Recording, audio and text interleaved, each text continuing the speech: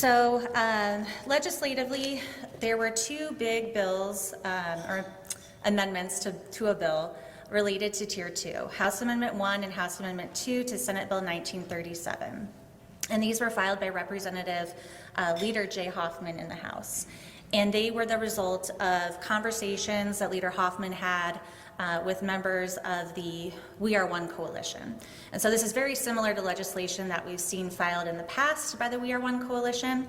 And it would, of course, fix the Tier 2 issue and bring Tier 2 in compliance with safe harbor requirements by increasing the Tier 2 pensionable earnings limit, which is currently $127,283.01, to the Social Security taxable wage base, which is currently $176,100.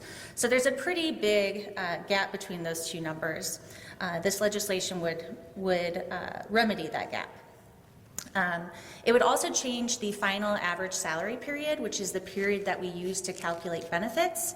For Tier 2 members, it's currently the highest consecutive 8 years out of the last 10 years of employment. This would lower it to the highest consecutive 6 years out of the last 10 years of employment. It would also change the retirement age. So currently for Tier 2, you can retire at age 67 with 10 years of service, or age 62 with 10 years of service, but you're gonna take a hit if you retire at 62, right? Or between 62 and 67. So it would change the retirement age to 65 with 20 years of service, or age 62 with 36.36 years of service. And where that 36.36 comes from is that's the number of years of service that you max out at under the general formula. So we call it maxing out when the highest benefit you can get is 80% of your final salary. So in order, with a general fund multiplier of 2.2%, 36.36 times 2.2 gets you 80%. So after that 36.36 years, you're no longer accruing service credit. You do get the benefit of any increases in your final average salary. So they are changing the retirement age, lowering it. And for the 62, it's retiring without a penalty, so they can retire with a full benefit at 62. And then it changes the automatic annual increases, which are the increases that Tier 2 members get on their retirement annuities post-retirement. Currently, it's a lesser of 3% or 1/2 of CPIU, so by definition, it does not keep up with inflation. And what this legislation would do is change it to 3% simple interest. It's also currently delayed until the later of age 67 or 1 year after retirement, and this would just change it to 1 year after the applicable retirement age. This legislation was filed late in the General Assembly. It did not receive a committee hearing. It was re-referred to Rules Committee, but it is my understanding that the working group in the House and certain members of the Senate plan to continue conversations over the summer, and perhaps we'll revisit the issue in the fall. It's certainly not going away, and we will talk a little bit more about the more immediate Tier 2 safe harbor fix shortly. But that is the big omnibus Tier 2 overhaul of reform. House Bill 3193 was another piece of legislation. This one actually passed both houses and will be sent to the governor. It includes SURS's technical corrections proposals. Again, technical corrections proposals. I'll explain them, but when you're like, what are we doing here? Yeah, it's technical, right? So right now, SURS survivors have 6 months to decide whether or not to take survivor benefits. And that 6-month period, that clock starts from the date that the member passes away. Right? And so part of the problem is, we don't always know immediately. It's not always immediately reported to us when the member passes away. So we want to ensure that survivors have the full 6 months under the law to make a decision. And so we change the date that clock starts from the date that the member passes away until the date that we actually notify the survivor and say, you are entitled to these benefits should you decide to take them. You have 6 months to make a decision if you want to waive them. And the reason why people may waive them is, for example, if you have an adult disabled child who's receiving some type of assistance from the state, you perhaps don't want to jeopardize them receiving that continued assistance by receiving the survivor benefit. Technical correction. Second technical correction for SURS was the final average salary wording under Tier 2. And Tier 2, when it was created in the General Provisions article of the Pension Code. So they just literally drafted a few paragraphs, stuck it in the law, said, here you go, this applies to everybody. Well, each system is different. Each system has different terms of art, different rules, different requirements. And so what happened after Tier 2 was passed was that there were certain trailer bills that were passed by the General Assembly. And one of those trailer bills incorporated those provisions into the SURS article of the Pension Code and made it SURS specific, right? So that we knew how to administer it. When that language got transferred over, there was some language from the Tier 2 final average salary that did not get transferred over. And again, we've always administered it as it was intended to be administered by the General Assembly without the drafting error, but we just wanted to go ahead and clean it up and put that language into our code. And then finally, as it relates to SURS, this legislation had some employer billing changes. So for 6% bills, you had 3 years to pay the bill, and they wanted to extend it to 7 to provide employers with additional relief. The interest still keeps going until you pay the bill, but employers would have longer if they needed to. And this was something that primarily was impacting school districts, but we got looped in because we also had the 6% statute under the SURS article. And then there was some other budgetary relief for an employer who owed some affected annuitant bills.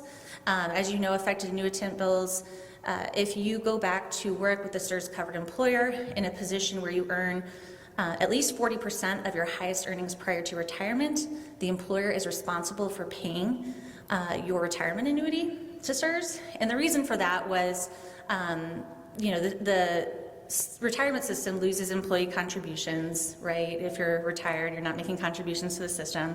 We lose employer contributions. And so the General Assembly decided several years ago, back in 2012, that okay, employers, if you're going to engage in this practice, you need to pick up the cost rather than shifting it off to the retirement system. Ultimately, all roads lead back to the state, but there was at least one employer who requested some specific budgetary relief. They did that through the pension code, and that was included in the technical corrections bill. The technical corrections bill also made several other changes impacting several other, there I go again, it's telling me to keep going, impacted several other retirement systems, but those were the specific provisions that passed related to SURS. And again, that passed both houses and will go to the governor. For the budget, I mentioned earlier that I would talk a little bit about Tier 2 and what the General Assembly did or did not do to address Tier 2. As part of the fiscal year 2026 budget, the General Assembly's operating budget is $55.1 or $55.2 billion, depending on who you ask. And the pension contributions totaled $11.9 billion. So if you compare the pension contributions to the overall general fund's operating budget, they're roughly 22%. And that's pretty consistent with what they've been over recent years. What they did for Tier 2 is they created this Tier 2 safe harbor, I think it's called the Tier 2 SSWB Reserve Fund. And it's the Tier 2 Social Security Wage-Based Reserve Fund. And what they did is they transferred $75 million and put it into this fund. And the language of the fund says, if for some reason, basically the IRS or the courts say that Tier 2 doesn't comply with safe harbor, we would have to use that money, or we would have the ability to use that money to cover the difference in benefits. Well, instead of fixing the actual benefit under the Illinois Pension Code, which would have ensured that the problem was resolved, we have no way of knowing whether or not someone's benefit is compliant with Social Security, right? We don't have information from the Social Security Administration to make that determination. And the way that the safe harbor issue works is that if it turns out Tier 2 doesn't comply with safe harbor, the employee needs to be put into Social Security by their employer. This fund does nothing to address the actual problem, right? It just sets aside money, which is great. I always love it when the General Assembly wants to pre-fund benefits rather than not fund benefits, right? But we have no way of really accessing that money. So it's basically going to sit there until the General Assembly decides that they want to fix the Tier 2 safe harbor issue. But it's great that they're allocating money to do that in advance. Buyouts. So we have 2 buyouts under SURS, the vested and active buyout and the Tier 1 AAI buyout. The vested and active buyout is a one-time lump sum payment equal to 60% of your benefits under SURS in exchange for forfeiting everything. So you say, I want to take 60% of what you owe me in today's dollars. Thank you very much, goodbye, and we never talk to you again.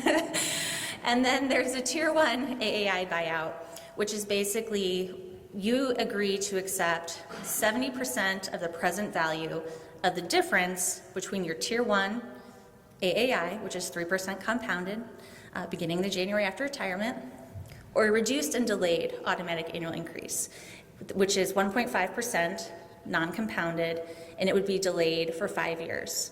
And so you would take a one-time lump sum payment equal to 70% of that amount in exchange for taking the reduced and delayed automatic annual increase. And so the General Assembly created this program several years ago. They authorized $2 billion to fund the program, which was great because they're not using system assets to pay for this program, right? We're, as Suzanne mentioned, 46% funded. So they're using bonds to pay for the program. And so that $2 billion is split up between us, the teachers' retirement system, and the state employees' retirement system. And so over time, that $2 billion in authorization has been used up. And so the General Assembly, as part of the fiscal year 2026 budget, authorized an additional $200 million. Those buyouts are not permanently available. They expire June 30th of 2026. The General Assembly did not take any legislative action to extend that deadline. And those buyouts, as a reminder, it's for Tier 1 members who haven't retired and Tier 1 members who haven't retired and Tier 1 and Tier 2 members who are vested, meaning they have the years of service necessary to retire. They don't have to necessarily be age eligible, but they have to have terminated employment. So that was the fiscal year 2026 budget, and I'll turn it back over to Suzanne.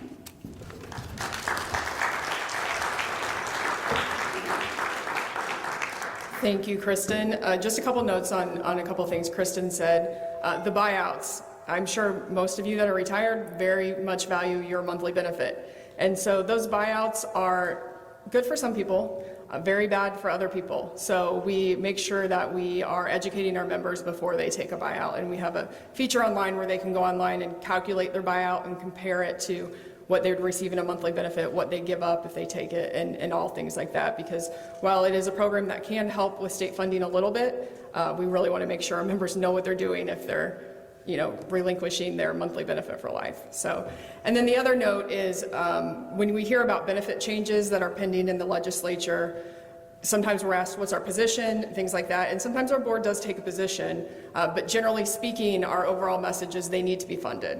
So, for example, some of the Tier 2 benefit enhancements that are being talked about, they need to be funded. So, and we prefer they're funded early, not later in the funding schedule, because as you can see, it's already going to be very costly to the state when we get to the end of the funding schedule and those contributions really increase. So we are out there talking, Kristen is definitely out there talking about the importance of funding. And as she mentioned, there is pre-funding for the safe harbor fix, so that is good, but there are potential for other Tier 2 changes, and we'd like to see those funded as well.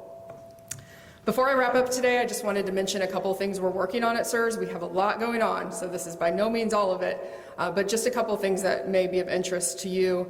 We are in the midst of a pension administration system upgrade. And so our pension administration system is the system that houses all of our data. It helps us calculate all of our claims. It pays all of our benefits. So it's very important, and the current system is currently from the 90s, so definitely needs this upgrade. It is a multi-year project. We are right in the middle of it. It constrains resources of our staff significantly, but we are doing everything we can to mitigate that so we can continue to provide you good customer service.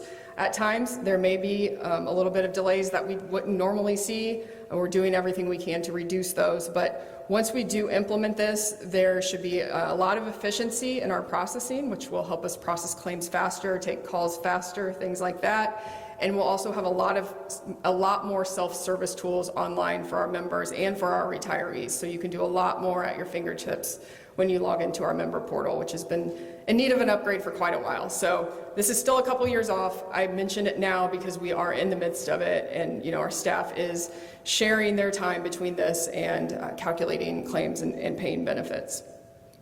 We are also going through a pretty intense strategic planning process, and this is something we do on a regular basis, but this time we're taking a bit of a closer look and really envisioning what does the organization look like, how do we service our members after we implement this new system, and in the future, and what are your needs, how are they changing? And so this hopefully will be completed by December of this year. We're going through this process with our board, and recently we sent out a survey to many of our members. Not everyone received it, I believe it was a random sample, but we got some really good feedback. So if you happen to respond to that survey, thank you very much. We appreciate that feedback, and we're considering that as we go forward with planning. I think I skipped a slide there.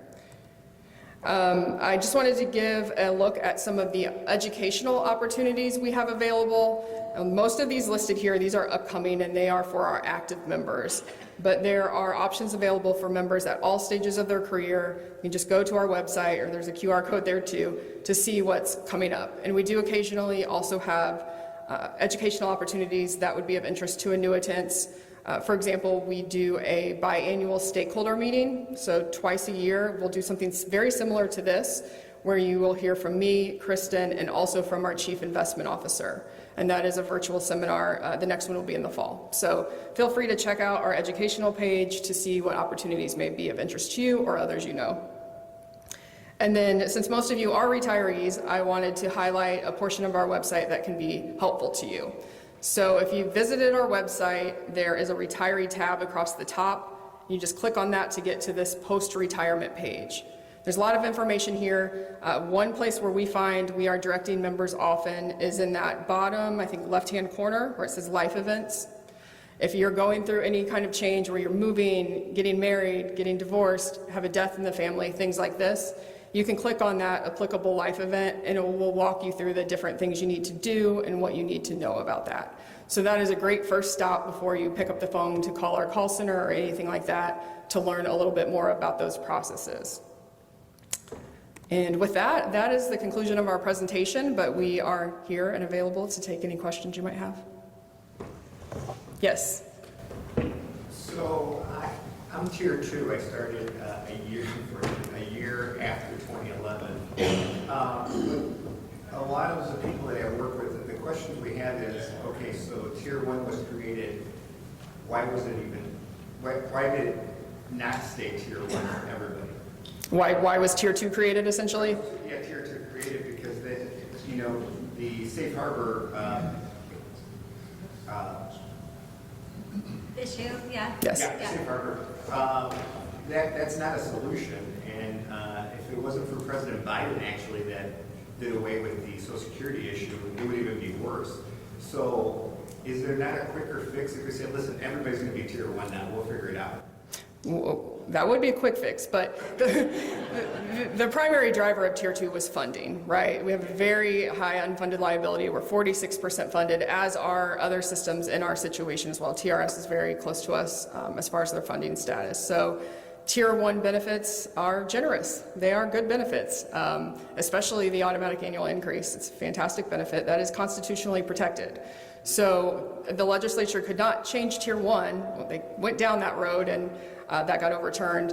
The only thing they could do really was create a new tier with less generous benefits, because then they are not as costly to the state. The normal cost of benefits for tier 2 is significantly less than tier 1, as you might imagine. So, but I hear you. There is the safe harbor issue, and in our research, the safe harbor concern really affects our active members who make more than the pensionable earnings limit, so more than the 127,000-ish that Kristen mentioned. Those are the members that could have a safe harbor issue.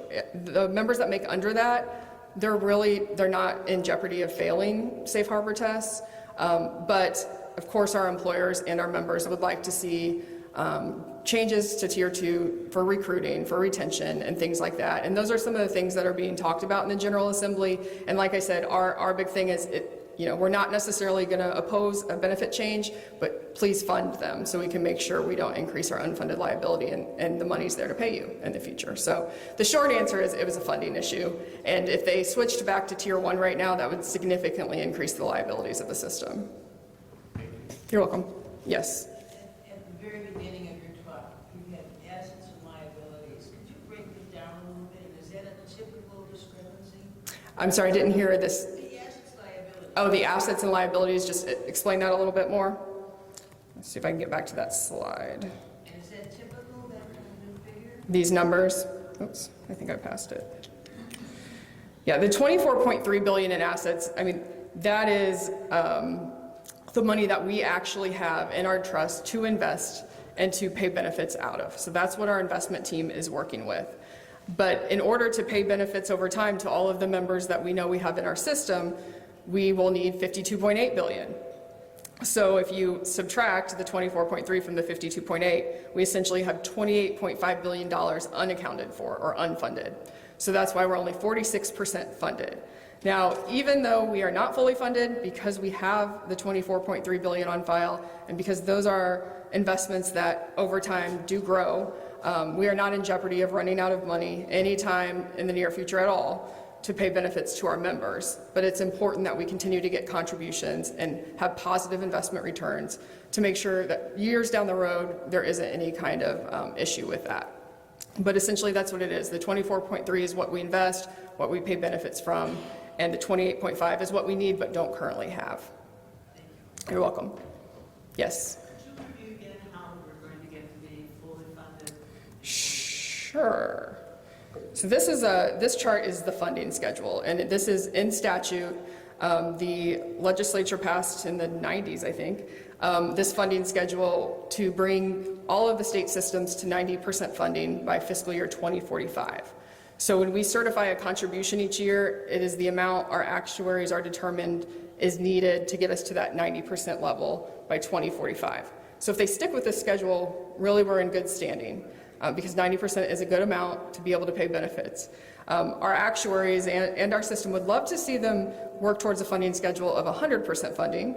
That would be ideal, but that is not currently what is in statute that the state must contribute to the systems.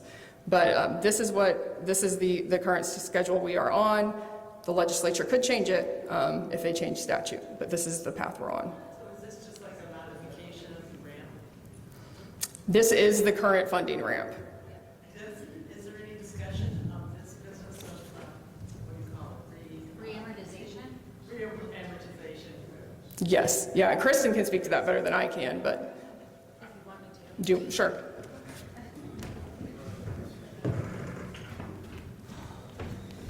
Yes, re-amortization. The General Assembly, the governor actually, as part of his budget, has put forth, instead of getting to 90% by 2045, we would get to 90% by 2045, but then get to 100% by, I believe, 2048, 2049. The General Assembly has included a re-amortization target as part of the proposals with Tier 2 that I discussed earlier. And as part of that, they're looking at there were some bonds that were issued during COVID that will be repaid soon by 2030. And then there were the 2003 pension bonds that were issued that will be paid off by 2033. And they're looking at injecting additional money into the system to help us reach that goal. Again, kicking the can out further, right? 2049, which isn't great, but 100%, which is an improvement over 90%. But that's where some of the savings come to fund the benefit increases under Tier 2. Any other questions? Yes. When they talk about safe harbor, is there ever any concern about the number of people that are, especially for K-12, that work for 10 years and then they retire, they have children, they've gotten no retirement benefit at all over those 10 years? Is there a possibility that that's a violation of safe harbor? Those people have Social Security and they don't have anything? That is not something that really comes into play with Safe Harbor at all. Safe Harbor is just looking at the benefit provided for the time worked in our system. So part of the actual issue with Tier 1 was that not every year the legislature was funding the retirement system. So is that actually key to why Tier 2 had to be developed? It certainly played a factor, right? There's a lot of reasons why we're underfunded, but the pension holidays, which were in the mid to early 2000s, definitely took a big bite out of our funded status, and we're still recovering from that. That followed by the great financial crisis, which was just a couple years later. It's like a double whammy. And then we had the dot-com bubble right before it. So we have a few things that play into it, but absolutely, we do not need pension holidays. We need the state to fund us every single year. And luckily, under Governor Pritzker, and even prior to that, we've been receiving that contribution every year. So that's great news. But it did lead to some of the underfunding about 20 years ago or so. Yes. I have a question for those of us who are planning for retirement. So I'm in tier 1, we're looking at the last 4 or 5 years, whatever. When we have SURS counselors come to my college, they're estimating starting with the September 1st date instead of our actual contract dates. And my understanding is it's our contract dates that are going to be included as far as our yearly salary.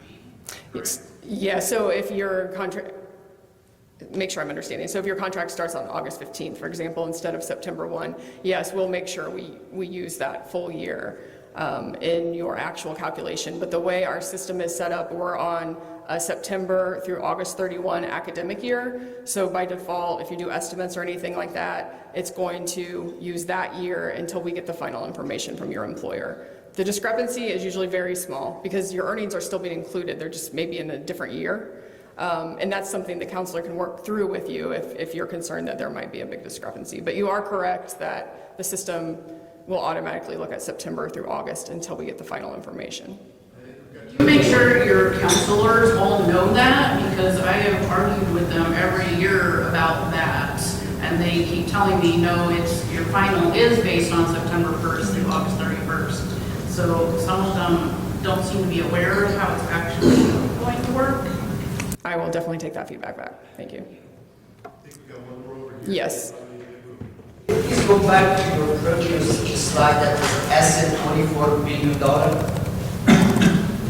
Yes. If you look at the bottom one, you start about benefit pay. Is the history of the whole total? Is this a yearly pay or? Yes, this is what we pay on an annual basis out in benefits. So that means if my understanding, if I want to go to a top value or to drop for the loan, if I want to go explain to that, you said no income, no return for any investing, $24 billion, it can cover 8 years at least. That is true, but what you really need to keep in mind is that our investment returns, over time investments go up, right? Even if you have down markets, they go up, and that $24.3 billion is going to grow pretty quickly. Question for the next one, for the people who are working right now. Isn't that the question for you? Your slide, you're talking about 65-20. Is it replaced for that 55-20? Because it used to be if you are 55 years old and 20 years service is the earliest you can retire. So I think you're talking about tier 1 versus tier 2, right? So Yes. that was the tier 2. That doesn't change, nothing changes for tier 1 members. Oh, Yeah. thank you. Still 55 for tier 1. You can retire 55 with 8. Yep. Thank you very much. You're welcome. All right, thank you.